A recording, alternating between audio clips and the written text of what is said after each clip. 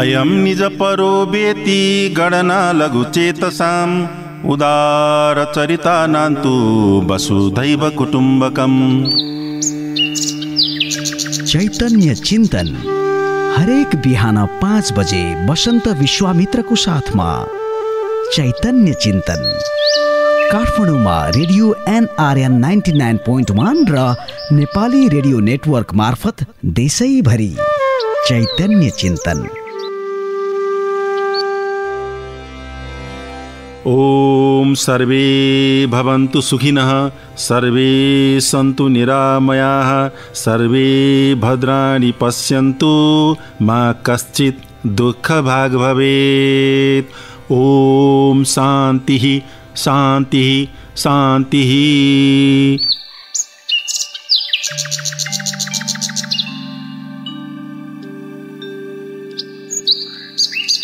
नमस्कार, म वसन्त विश्वामित्र बिउजाउन आइसकेको छु चैतन्य चिन्तनका साथमा। चराहरू चिरबिर चिरबिर गर्दै गीत गाएर बिहानी बोलाइरहेका छन्। डाँडामा घाम झुल्किसके सबैजना उठिरहेका छन्। हजुर पनि उठ्नुहोस्, जाग्नुहोस् र तयार हुनुहोस् आफ्नो उद्देश्य प्राप्तिको महान यात्रामा। उपनिषद भन्छ चरै बेती अर्थात् चलिरहनु, केही गरिरहनु, हात बाँधेर कहिल्यै नबस्नु। बिहान बिहान जे सोचिरहनु भएको छ, जे गर्दै हुनुहुन्छ, सबै कर्महरू सफल बनुन्। जहाँ जहाँ हुनुहुन्छ खुसी र सुखी रहनुहोस्। शारीरिक, मानसिक र आध्यात्मिक रूपले स्वस्थ र मस्त रहनुहोस्। धेरै धेरै शुभकामना छ। भनिन्छ बिहानीले शुभ दिनको संकेत गर्दछ। हामी पनि आजको दिनलाई शुभ, फलदायी र उत्सवमय बनाउन भगवान शिवले माता पार्वतीलाई सुनाउने गरेको अमृत कथा, राम कथा सुनौ र सुनाऊ। आदि कवि भानुभक्तको नासो, उहाँकै भाव र शैलीको कल्पना गर्दै रामायण पढौँ र भनौँ म पनि पढ्छु रामायण। आवाज निकाल्न नमिल्ने ठाउँमा हुनुहुन्छ भने मनै गुनगुनाएर, आवाज निकाल्न मिल्ने भए मजाले आवाज निकालेर आउनुहोस्। अरण्यकाण्डको 41औं श्लोकबाट सुरु गरौँ।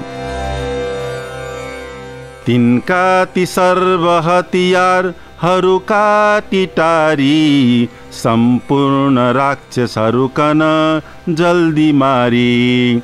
काट्या खर त्रिशिर दूषणलाई ताहाँ, सम्पूर्ण राक्षस सक्या घरि 4 माहा। मार्या खर त्रिशिर दूषणलाई जसै, सीता र लक्ष्मण पनि प्रभुसित तसै। आया डराइकन शूर्पणखा त भागी, रावण जहाँ छ उहीँ जहाँ भनी जान लागि। रावण जहाँ छ उहीँ पहुँची विलाप गर्दै, सब भाइ बन्धुहरूका मनलाई हर्दै। देख्यो तहाँ बहिनीलाई तनाक गया कि, त्यो फेरि बुच्ची पनि कानन भई भया कि। माया भयो बहिनी माथि र झट्ट उठ्यो, बिस्तार सोध्न नजिकै पनि जल्दी छुट्यो। हे बहिनी कुन पुरुष हो भन नाक काट्न्या, खुपै रहेछ सहजै पनि मर्न आँट्न्या। जसले तनाकसित कान कन आज काट्यो, यो जान बहिनी सुनत्यो अब मर्न आँट्यो। यस्ता वचन सुनेर नाम समेत बताई, सीता र लक्ष्मण सहित रघुनाथलाई। अहिले हामीले 45औं श्लोकसम्म वाचन गर्यौं। यहाँ खर, त्रिशिर र दूषणको वध र सुपर्णखाको रावणसित विलाप गरेका प्रसङ्गहरू रहेका छन्। साथै रावणले नाक कान काट्ने त्यो को हो, नाम भन म त्यसलाई ठिक पार्छु भनेको सम्मका प्रसङ्ग रहेका छन्। रामले इसारा गरेपछि लक्ष्मणले शूर्पणखाको नाक कान काटिदिनु भएको छ। यस प्रसङ्गलाई पण्डित कुलचन्द्र गौतमले आफ्नो टीकामा यसरी लेख्नु भएको छ, रघुनाथजीले 4 औँला आकाशतर्फ ठाडो पारेर देखाउनु भयो। त्यो सानको अर्थ लक्ष्मणजीले बुझ्नुभयो र सुपर्णखाको नाक र कान काटिदिनु भयो। 4 औँलाले 4 वेदको बोध, त्यताबाट वेद शब्दले श्रुति अर्थात् कानको बोध भयो। आकाशतर्फ ठाडो पार्नाले आकाशको पर्याय नाक शब्दको बोध, त्यताबाट अर्थात् नाक शब्दबाट लौकिक भाषामा बुझिने नाक अर्थात् नासिकाको बोध भयो भनी बरबा रामायणमा यसरी लेखिएको छ, वेद नाम गनी अङ्गुरीन खण्ड प्रकाश शूर्पणखा प्रभु पठाई लक्ष्मण पास। अब हामी लागौँ चैतन्य चिन्तन धारातर्फ। आजको चैतन्य चिन्तन धारामा हामीसँग हुनुहुन्छ प्राध्यापक डाक्टर जयराज आचार्य। नमस्कार, यहाँलाई स्वागत छ कार्यक्रम चैतन्य चिन्तनमा। धन्यवाद। सुरुमा यहाँको आवाजमा रामायणका केही श्लोक सुनौ। मलाई साह्रै मनपर्ने सुन्दरकाण्ड, त्यसको सुरु, तर्छु 4 समुद्र आज सहजै भन्ने इरादा धरी श्रीरामका चरणारविन्द मनले अत्यन्त चिन्तन गरी भन्छन् वीरहरूलाई ताही हनुमान हे वीर हो पारतरी सीताजी कन भेट्दछु म अहिले जान्छु बडो बेग धरी पापी जन पनि रामका स्मरणले संसार पारतर छता रामकै काम निमित्त औँठीसँग लिई जान्छु दुतै हुँ म त चादर 4 समुद्र तर्न सहजै फौचन्छु लङ्का भनी चारै पाउ जमिन विषय धसी कुद्या हेर्दै तमासा पनि दक्षिण तरफ मुख गरी कन कुद्न बस्ता उपर नजर दिई अघिका 2 पाउ धस्ता सोझो गराइकन घाँकी कुद्या जसैता वायु सरी हुन गया हनुमान तसैता आकाश मार्ग गरी कुदेर हनुमान उड्थ्या ती आकाशमा सीताजी कन भेटी फर्किकन फेर रामचन्द्रका पासमा पुग्ने अक्कल बल्छ छैन यिनको बुझौँ सबै पल भनी इन्द्रादीहरूले खटाई सुरसा जल्दी पठाया पनि। यहाँ भानुभक्त आचार्यको पनाती पुस्तामा हुनुहुन्छ, यहाँले भानुभक्तीय रामायणलाई कसरी हेर्नुहुन्छ?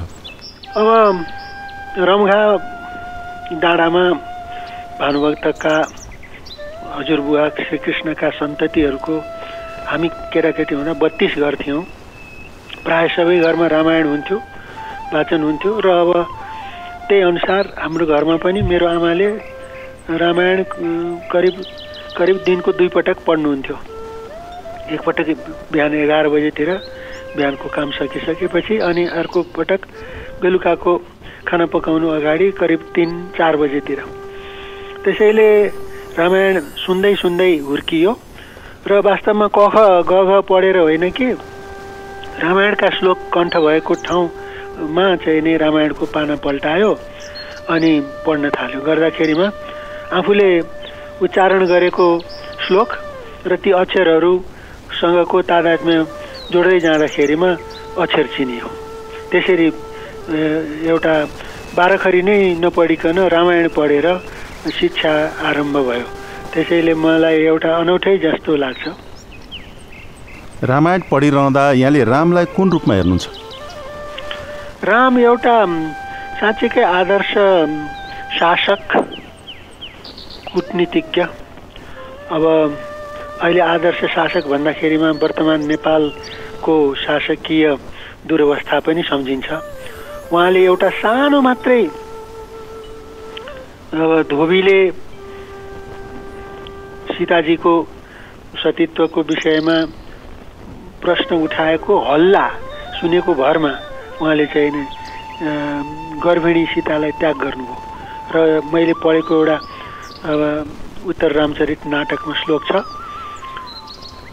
दुनियाँको आराधना अथवा सन्तोषका लागि मैले स्नेह दया सुख सीता यावत चिज जुनसुकै चिज छोड्न परे पनि छोड्न तयार छु भनेर भन्नुभएको छ। त्यो एउटा साँच्चीकै लोकप्रिय प्रशासक, शासक, राजा, सम्राट, चक्रवर्ती जे भन्नुहोस् त्यसको लक्षण हो। अब उहाँका त अरू गुणहरू प्रशस्त छन् होइन। अब मुख्य कुरा चाहिँ के भने सुशासनको दृष्टिले हेर्दाखेरिमा चाहिँ एउटा सुशासनको नमुना हजुर, यहाँ त कूटनीतिज्ञ पनि हुनुहुन्छ, रामलाई कूटनीतिसँग कसरी जोड्नुहुन्छ? अब उहाँले सुग्रीवसँग के अरे मितारी गर्नुभयो। अब न्यायको पक्षमा सुग्रीवमाथि अन्याय भएको थियो, त्यस कारणले होइन बाली वध समेत गर्नुभयो र त्यसलाई चाहिँ नि लुकेर वध गरेकोमा आलोचना पनि मानिसले गरे र बालीले पनि त्यो प्रश्न उठाएका छन्। तर के छ भने उहाँले भन्नुभयो अब धर्मै छोडी अधर्म ठानी तैँले भनेर चाहिँ नि उहाँले के अरे तिमीले चाहिँ नि आफ्नो भाइ बुहारी चाहिँ नि लियौ, जबरजस्ती शासन गरेका छौ, यस्तो मान्छेले धर्मको कुरा गर्ने हुन्छ भनेर धर्मको आधारमा उहाँले न्यायको कुरा गर्नुभयो। अब ठाउँ ठाउँमा ऋषिमुनिहरूसँग भेट्दाखेरिमा उहाँ एकदमै पोलाइट हुनुहुन्छ। अत्रिको आश्रममा जानुभएको छ, भारद्वाज ऋषिको आश्रममा जानुभएको छ। अब सीताहरण गएपछि चाहिँ नि भएपछि विह्वल भएर रुनु भएको छ। अब त्यो रामायणमा स्पष्टै आएको छ, उहाँले म सीतालाई छाया बनाएर राखेको छु, जुन सीता रावणले हरेर लगेको हो त्यो चाहिँ नि यथार्थमा डुप्लिकेट सीता हुन् भन्ने कुरा म लक्ष्मणलाई भन्दिनँ भनेर भन्नुभएको छ। र अनि चाहिँ नि किनभने त्यसरी भन्यो भनेदेखि उनी राम्रोसँग नलड्लान् र चाहिँ नि रावणसँगको युद्धमा चाहिँ नि विजय हासिल गर्न गाह्रो होला भनेर उहाँले त्यो कुरा लुकाउनु भएको पनि छ। अब त्यसैले त्यहाँ कूटनीति पनि छ उहाँको, सुनीति पनि छ, राजनीति पनि छ, कूटनीति पनि छ उहाँको कथामा। रामायणबाट हामीलाई खास गरेर के शिक्षा मिल्छ? सबभन्दा ठुलो कुरा त सुशासन नै हो। उहाँले अब एउटा भनौँ न भरत र रामको चाहिँ नि सम्बन्ध, अब अहिले एकजना हाम्रो नेताले भन्नुहुन्थ्यो अहिलेका हामीहरू चाहिँ नि महाभारतका पात्रहरू जस्ता छौँ, रामायणका पात्रहरू जस्ता छैनौँ भन्नुभएको छ। भनेको के भने अब रामले राज्य छोडेर जाँदाखेरिमा भरतले नछोड्नुहोस्, चाहिँ नि तपाईँको राज्य हो, म चाहिँ नि भाइले कहाँ शासन गर्ने भनेर लिन जानुभयो जङ्गलमा। तर उहाँले चाहिँ नि अब पिताजीको वचन हो, त्यो म आफ्नो मिसनमा जान्छु, जाऊ तिमी मेरो शासन गर भनेर भन्नुभयो। मतलब म गर्दिनँ तिमी गर भन्ने रामायणको चाहिँ नि राजनीति दाजुभाइमा। महाभारतमा चाहिँ तिमी नगर म गर्छु भन्ने के अरे युधिष्ठिरको आधिकारिक चाहिँ नि राज्यलाई जबरजस्ती लिने दुर्योधन, त्यसमा पनि चाहिँ द्युत क्रीडा गरेर छलेर त्यो जुवा खेलेर अनेक गरेर सायद हाम्रो नेताले अहिले भन्नुभएको त्यही होला, के अरे हामी महाभारतका शासक जस्ता भयौँ, रामायणका शासक जस्ता भएनौँ भन्नुभएको। त्यही रूपमा हामीले हेर्नुपर्छ। हामीले वास्तवमा रामायणका शासक जस्तो शासक हुनुपर्ने हो।